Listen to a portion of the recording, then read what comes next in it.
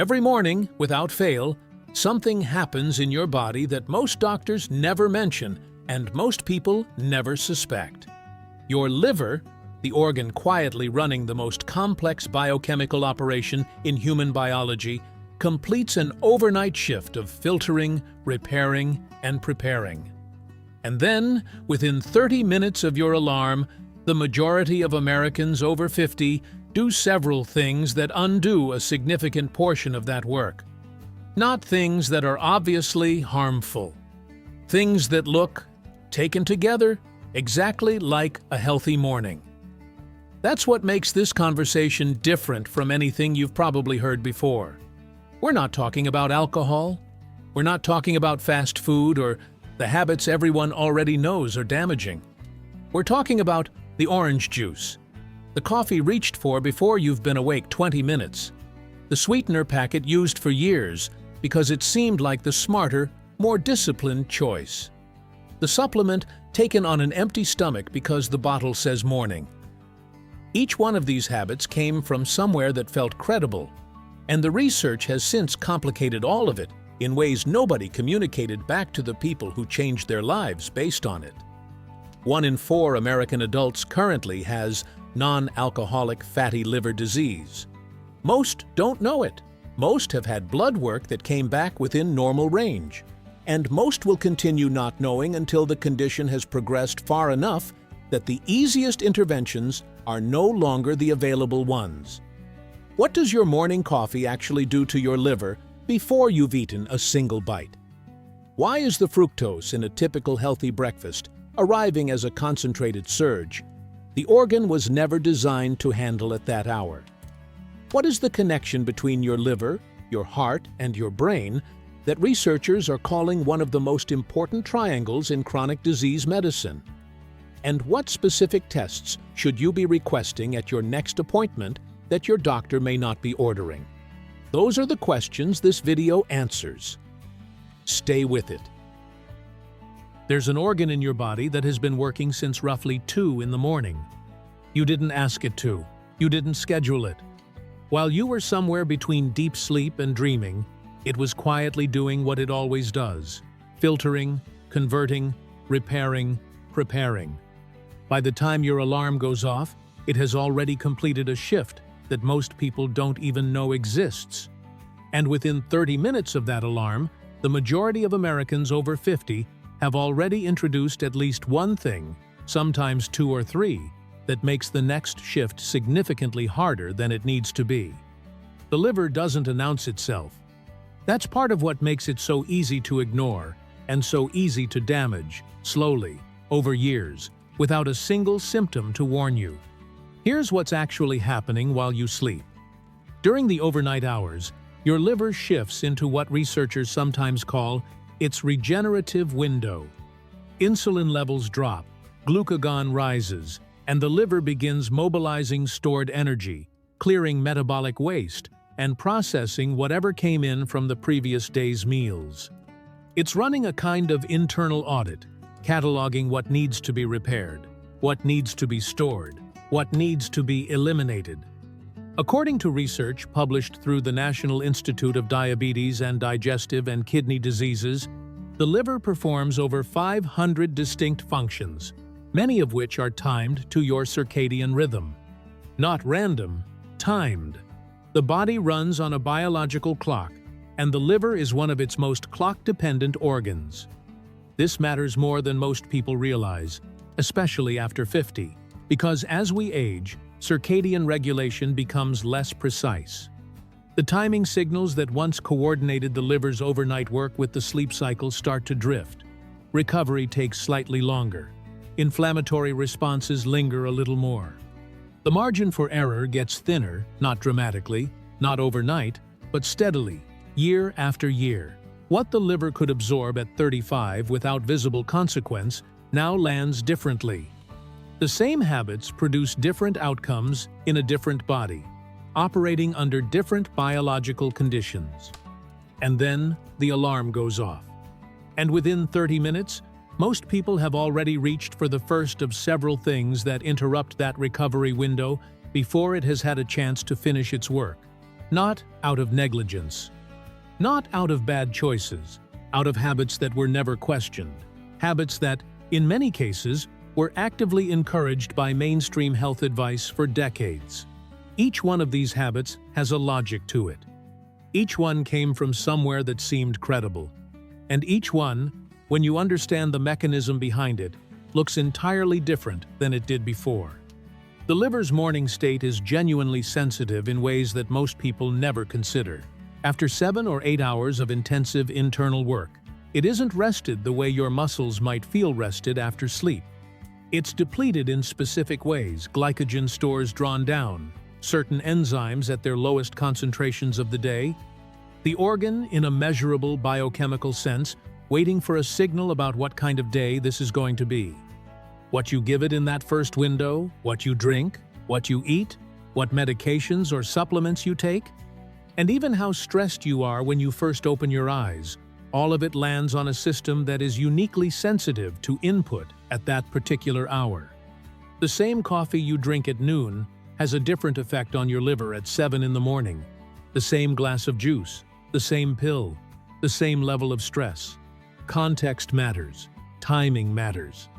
And after 50, the stakes attached to that timing are meaningfully higher than they were a decade ago.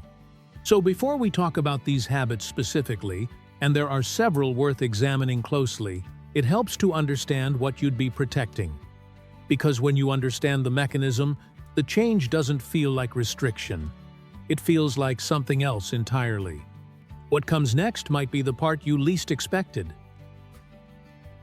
Let's start with the one nobody wants to hear about. Coffee is not the enemy. That needs to be said clearly, because this isn't that kind of conversation. The research on coffee and liver health is actually more encouraging than most people expect. Multiple large studies, including data reviewed by the American Liver Foundation, suggest that moderate coffee consumption is associated with lower rates of liver fibrosis and reduced risk of cirrhosis in adults who already have some degree of liver stress. Coffee, in the right context, may genuinely be protective. The context, though, is everything. What the studies supporting coffee's liver benefits rarely specify, at least not in the headlines, is the timing and the condition of the body receiving it. Because there's a meaningful difference between drinking coffee after you've been awake for a while, after your body has had a chance to complete its morning hormonal arc, and drinking it within the first 15 or 20 minutes of waking up, before that arc has had a chance to run its course. That difference is not cosmetic. It's biochemical. And it's the kind of detail that never makes it into the summary version of the research that most people encounter. Here's the mechanism.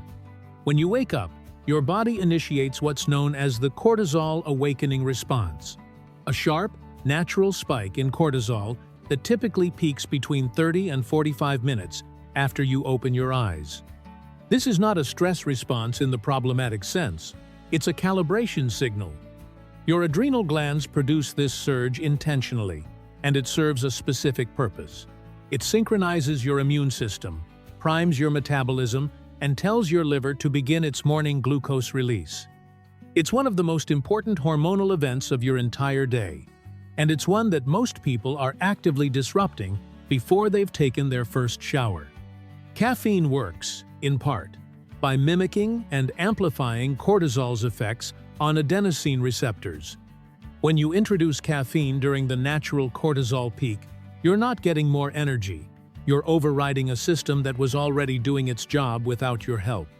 Research drawing on work developed at the Uniformed Services University suggests that delaying caffeine intake by 90 to 120 minutes after waking allows the cortisol awakening response to complete naturally, which results in more sustained energy later in the day and significantly less of the mid-afternoon crash that most habitual coffee drinkers accept as an unavoidable feature of their day when it's actually a consequence of their timing.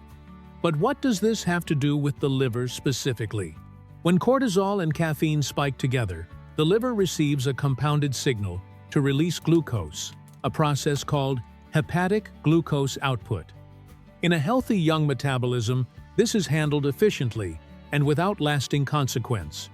In an adult, over 50, particularly one with any degree of insulin resistance, which the CDC estimates affects a significant and growing portion of Americans in this age group, that combined signal can push blood glucose meaningfully higher than it needs to be, first thing in the morning, before a single bite of food has been eaten. Over days, that variation is minor. Over months and years, it is a pattern. And the liver responds to patterns far more than it responds to isolated events. There's also the question of what most Americans are actually putting in their coffee. Black coffee is one conversation, and largely a reassuring one, given the existing research. Coffee with flavored creamer, with a pump of syrup, with a packet of sweetener, that's an entirely different conversation, one that becomes considerably more relevant the closer you look at what the liver is being asked to process before 8 in the morning. But even before we get to what goes into the coffee, there's another habit that may be arriving on the kitchen counter at the same moment, one that has been marketed as the healthiest way to start the day for longer than most people have been alive. And the research on it tells a very different story than the marketing ever did. Picture the classic healthy breakfast. Maybe it's what your parents had. Maybe it's what you still have. A glass of orange juice, freshly squeezed or from a carton, bright, cold, full of vitamin C. It feels clean. It feels like the right way to start the day. For decades, it was practically a symbol of good health in American culture, and the industry behind it spent hundreds of millions of dollars making sure that association stayed exactly where it was. The science, unfortunately, didn't get the memo. Here's what a standard 8-ounce glass of orange juice actually delivers. Roughly 26 grams of sugar, almost no fiber, and a glycemic response that arrives in your bloodstream faster than most sodas. Not because orange juice is toxic, not because fruit is dangerous, but because the moment you remove the fiber from the fruit, which is exactly what juicing does, every time you've changed the fundamental nature of what your body is receiving. The fiber in a whole orange slows digestion. It creates a buffer between the sugar and your bloodstream. It gives your liver time to process the incoming fructose gradually, at a pace it was designed to handle over millions of years of human biology. Without that fiber, the fructose hits fast, and it hits hard. And fructose, unlike glucose, is processed almost exclusively by the liver. This is the part that most people have never been told. Not by their doctor, not by the nutrition label, not by the decades of advertising that made orange juice synonymous with a healthy morning. When you eat glucose, your muscles, your brain, and nearly every cell in your body can participate in processing it. Fructose goes almost entirely to the liver. It is the liver's metabolic burden alone, and in liquid form, with no fiber to slow its arrival. It arrives as a concentrated signal that the organ already transitioning out of its overnight regenerative state is particularly ill-equipped to handle gracefully.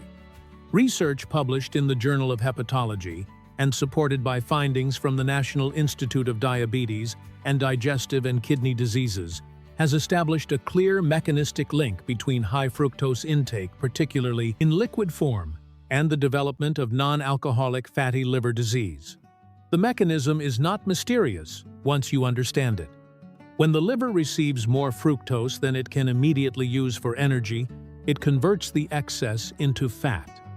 That fat gets stored within liver cells. Over time, with repeated daily exposure, that accumulation becomes structural. It changes the organ at a level that no standard blood test is designed to catch in its early stages. The particular cruelty of this process is that it gives you almost nothing to react to. No pain, because the liver has no pain receptors on its surface. No jaundice in the early stages. Fatigue, perhaps, but the kind that is easy to attribute to age, to poor sleep, to stress, to any of a dozen other explanations that feel more immediate and more obvious. The orange juice keeps arriving on the breakfast table every morning because nothing has yet indicated that it shouldn't. That gap between what the liver is experiencing and what the person drinking the juice is feeling is precisely where chronic liver disease lives and grows undetected. And orange juice is only the most visible part of the fructose story at breakfast. Flavored yogurts, granola with dried fruit, smoothies built on mango and pineapple and banana. Foods that have been marketed as clean, as natural, as exactly the kind of thing a health-conscious person over 50 should be eating. The fructose content in a typical American healthy breakfast can easily exceed what the liver is equipped to handle gracefully in a single morning session, especially a liver that has been working through the night and is now receiving a concentrated sugar signal before it has fully transitioned into its daytime metabolic mode. Now, if fructose from fruit juice is a problem, the instinct is to reach for something with no sugar at all, the zero-calorie option. The artificially sweetened alternative that looks, on the surface, like the smarter and more disciplined choice. That substitution is so common and so logical on its face that it has become its own widespread morning habit, one that the research has begun to examine, with results that deserve considerably more attention than they have received. The switch to artificial sweeteners feels logical. No sugar, no calories, no fructose load, problem solved. It's the kind of substitution that makes intuitive sense, and for years, it was exactly what doctors and dietitians recommended to patients trying to manage weight and blood sugar. The assumption was that if you removed the sugar, you removed the metabolic consequence. What remained was essentially neutral, a chemical that satisfied the palate without asking anything of the body in return. What the research has started to reveal is more complicated than that. A landmark study published in Nature in 2014, led by researchers at the Weizmann Institute of Science, demonstrated that several common artificial sweeteners, saccharin, sucralose, and aspartame among them, altered the composition of gut microbiota in ways that actually impaired glucose tolerance in some subjects, not uniformly, not predictably. But the effect was real enough that the researchers flagged it as a mechanism warranting serious attention. The gut microbiome, it turns out, responds to artificial sweeteners, even though those sweeteners provide no caloric energy. The bacteria in your digestive tract don't distinguish between real and artificial the way a nutrition label does. They respond to the chemical signal itself, and that response has downstream consequences. The original assumption of neutrality never accounted for. Why does this matter for the liver specifically?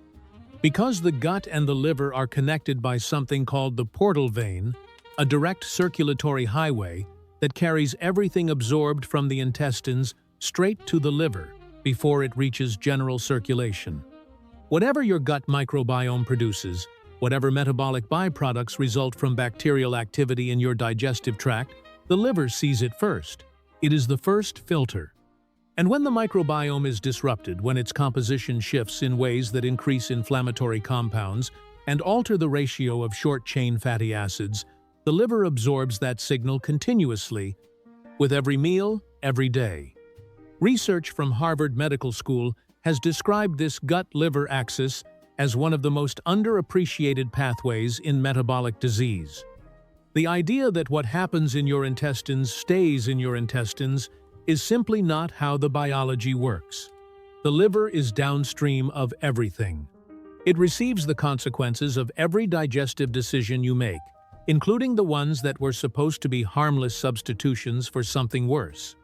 Intellectual honesty requires precision here. The science on artificial sweeteners and liver health specifically is still developing.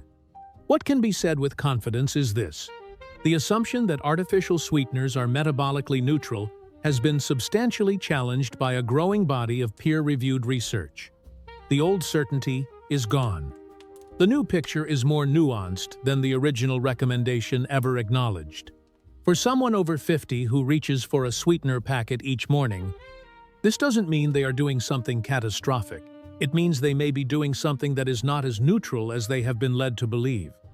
And for a liver managing the cumulative effects of decades of metabolic input, neutrality matters more than it did at 30.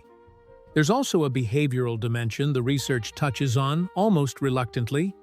Artificial sweeteners maintain the expectation of sweetness, keeping the palate calibrated to a level that makes unsweetened food feel inadequate. Which means the substitution, over time, doesn't reduce the drive toward sweet foods, it redirects it. And redirected drives tend to find expression somewhere else in the diet, often in forms that carry a full fructose load, arriving at the liver with the same concentration the substitution was meant to avoid. The pattern, when you step back, feels less like a series of independent choices and more like a system mourning habits built on advice that felt credible and was never fully updated when the science moved on. And sitting inside that same system, arriving in a form that looks responsible and health-conscious, is a fourth habit that may be placing one of the most direct and least discussed burdens on the liver. Not through what it contains, but through when and how it's taken. There's a conversation that almost never happens in a standard doctor's appointment. Not because physicians are withholding anything, but because the appointment is 15 minutes long, the prescription has already been written. And the assumption on both sides is that take with water is sufficient guidance for how and when a medication enters your body. It isn't. The timing of medication and supplement intake relative to food, to other substances, and to the liver's own biological clock is a pharmacological variable that most patients are never introduced to. In the morning, specifically when the liver is transitioning out of its overnight regenerative state and hasn't yet received food, that variable becomes more consequential than at almost any other point in the day. Here's the basic mechanism. When you take a medication or supplement on an empty stomach, absorption is faster. The substance reaches the small intestine sooner and enters the bloodstream at a higher concentration than it would if food were present to slow that transit. For some medications, this is intentional.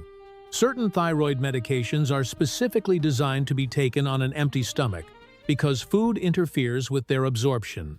The faster transit is the goal. But faster absorption means the liver receives a higher concentration of that compound in a shorter window of time. The liver's primary detoxification pathway, a system of enzymes known as the cytochrome P450 family, which the NIH has extensively documented as central to drug metabolism, operates under conditions that shift based on time of day, fed versus fasted state, and the presence of other compounds competing for the same enzymatic pathways. Two people taking the same medication at the same dose can have very different liver exposures depending on whether they took it at 7 in the morning on an empty stomach or at 8:30 after a meal. The dose is identical. The liver's experience of that dose is not. For adults over 50, taking multiple medications simultaneously, which describes a substantial portion of Americans in this age group, according to CDC data on polypharmacy, the picture grows more complicated. When several compounds compete for the same cytochrome P450 enzymes at the same time, in a fasted state, early in the morning, the liver's processing demands become layered in ways that no individual drug safety profile was designed to account for, because those profiles were developed in isolation, not in combination. Supplements add another layer that is particularly relevant for health-conscious adults over 50, who take more dietary supplements than any other age group in the country. Fat-soluble vitamins A, D, E, and K require dietary fat for absorption. Taking them on a completely empty stomach reduces their bioavailability significantly. Certain other supplements carry more direct concern. High-dose niacin, concentrated fish oil, some herbal extracts, including green tea extract, with demonstrated hepatotoxic potential when taken without food, in individuals whose liver function is already running at a reduced baseline. The American Liver Foundation has flagged dietary supplement-induced liver injury as a growing concern, noting it now accounts for an increasing percentage of drug-induced liver injury cases in the United States. Most involve products the person considered natural and safe because they came from a health food store. The liver does not make that distinction. It processes compounds based on their chemistry, not their origin. None of this argues against medication or supplementation. It argues for timing, awareness, and one specific conversation with a physician or pharmacist that most people haven't thought to initiate, starting with a simple question. Given everything I take in the morning, what is the optimal sequence, and should any of it wait until after I've eaten? That question alone could meaningfully change the liver's morning workload in ways that accumulate over years.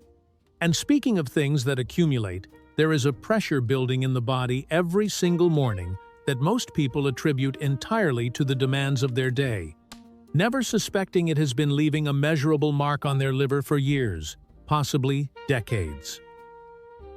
Stress and the liver don't get discussed together very often.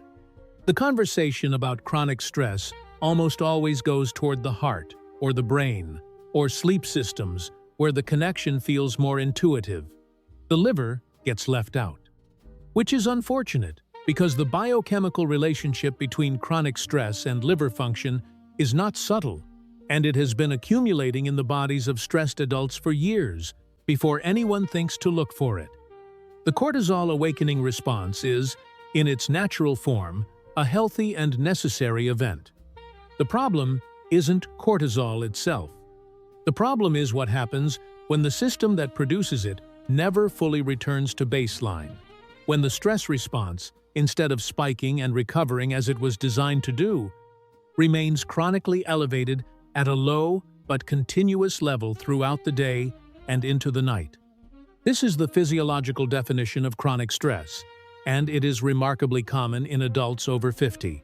Career pressure, financial uncertainty, caregiving responsibilities, health anxiety, the accumulated weight of decades of unresolved tension, all of it feeds into a hypothalamic pituitary adrenal axis that has been running hot for a long time. Harvard Medical School's research on allostatic load, the biological cost of chronic stress exposure, describes this as one of the most pervasive and underdiagnosed contributors to metabolic disease in middle-aged and older adults. Here's what chronically elevated cortisol does to the liver. First, it drives persistent hepatic glucose output, the same mechanism discussed in the context of morning coffee, but now operating not just for 30 minutes after waking, but for hours, sometimes all day. The liver keeps releasing glucose because cortisol keeps signaling that the body is under threat. Blood sugar stays higher than it should. Insulin is secreted repeatedly to manage it. Over time, the liver's own insulin sensitivity degrades, impairing its ability to regulate glucose efficiently. The metabolic dysfunction that leads to fatty liver disease begins not only with what you eat, but with the hormonal environment in which your liver has to do its work. Second, chronic cortisol promotes visceral fat accumulation, the deep abdominal fat that sits around and within organs, including the liver itself. Visceral fat is metabolically active in a problematic way, releasing inflammatory cytokines that travel directly through the portal vein to the liver, where they sustain a low-grade inflammatory state that, over years, contributes to the progression from simple fatty liver toward more serious structural damage. Third, chronic stress disrupts sleep architecture, reducing the proportion of deep, slow-wave sleep, which is precisely the phase during which the liver does its most intensive, regenerative work. A person who goes to bed tense, sleeps lightly, wakes at 3 in the morning with their mind already running, and rises still carrying yesterday's load, has not given their liver the recovery window it requires. The morning arrives and the organ is already behind, carrying unfinished business into a new day before the first habit has even begun. What makes this difficult to address is that the stress response feels like a reaction to external circumstances, not an internal biological pattern. Nobody connects morning anxiety to liver function. And no one in the healthcare system is connecting those dots, because the appointment that addresses stress and the appointment that monitors liver enzymes happen in different offices, on different timelines, with no conversation between them. The body doesn't experience itself in separate appointments. It is a single integrated system where the stress response, the metabolic response, and the inflammatory response all run on the same biological hardware. compounding each other's effects in ways no single specialist is positioned to fully see. And that system, operating under the combined pressure of all these morning habits together, is quietly building towards something that now affects 1 in 4 American adults. Most of them will not discover it until it has been progressing, silently, for years. 1 in 4. That number comes from the National Institute of Diabetes and Digestive and Kidney Diseases, and it refers to the estimated prevalence of non-alcoholic fatty liver disease among American adults, not alcoholics. Not people with obvious risk factors. Adults living ordinary lives, eating ordinary diets, going to ordinary checkups where nobody mentioned that their liver was accumulating fat in a way that would, if left unaddressed, eventually compromise one of the most essential organs in their body. Non-alcoholic fatty liver disease, NAFLD, is the most common liver condition in the developed world. It has surpassed hepatitis C as the leading cause of liver transplants in the United States. It is strongly associated with cardiovascular disease, type 2 diabetes, and cognitive decline. And in the vast majority of cases, it produces no symptoms that the person experiencing it would think to bring to a doctor's attention. This is worth sitting with for a moment, not with alarm, but with genuine attention. Because the gap between how serious NAFLD is and how little most people know about it is one of the most consequential information gaps in American healthcare today. Here's how the disease progresses, because understanding the stages changes how seriously you take the early ones. It begins with simple steatosis, fat accumulation in liver cells without significant inflammation. At this stage, the liver is stressed, but not yet damaged in an irreversible sense. With meaningful lifestyle changes, simple steatosis is largely reversible. The liver, given the right conditions, can clear that fat. That's not a minor detail. That's the entire window of opportunity. And for most people, it's open for years before they know they're in it. If the fat accumulation continues and inflammation develops, the condition progresses to non-alcoholic steatohepatitis NASH.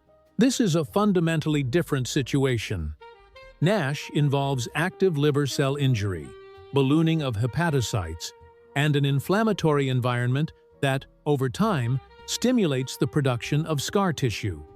That scarring process is called fibrosis, and it progresses through stages, F1 through F4, with F4 representing cirrhosis, where the liver's architecture has been so extensively replaced by scar tissue that its functional capacity is permanently and severely reduced. According to data reviewed in the Journal of Hepatology, approximately 20% of people with NAFLD will develop NASH, and of those, a meaningful proportion will progress to advanced fibrosis or cirrhosis over a 10 to 20-year period. The timeline is slow enough that it offers opportunity, but it's also slow enough that most people don't feel the urgency of that opportunity until it has narrowed considerably. The demographics of NAFLD in Americans over 50 are particularly striking. Prevalence increases with age, with men over 50 showing some of the highest rates of advanced fibrosis among NAFLD patients. The condition clusters with metabolic syndrome, elevated triglycerides, high blood pressure, abdominal obesity, insulin resistance. A combination that describes a significant portion of the American population in this age group. And yet, in a standard annual physical, NAFLD is frequently not screened for unless a physician specifically orders a liver ultrasound or notices elevated liver enzymes on a metabolic panel and decides to investigate further. That last point contains a false reassurance that has misled a great many patients. Normal liver enzymes do not mean a healthy liver.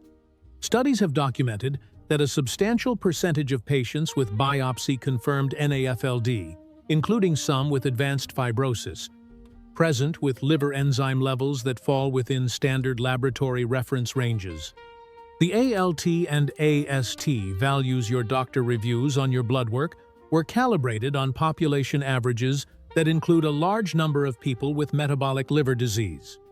Normal, in this context, means normal for a population where NAFLD is extremely common. It does not mean optimal. It does not mean your liver is functioning at full capacity. There is, however, a more complete picture available: specific tests, specific questions, specific conversations that can give you a genuinely accurate read on where your liver stands right now. Most of them are accessible, affordable, and entirely within your right to request. And knowing exactly what to ask for turns out to be simpler than most people expect. If everything discussed so far has done its job, you're probably looking at your morning routine differently than you were when you pressed play. That shift in perception is useful, but only if it leads somewhere concrete.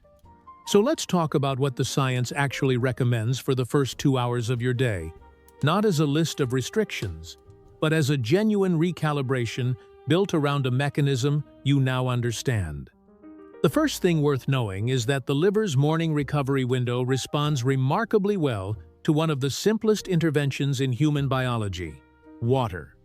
Specifically, water consumed within the first 15 to 20 minutes of waking, before coffee, before food, before anything else.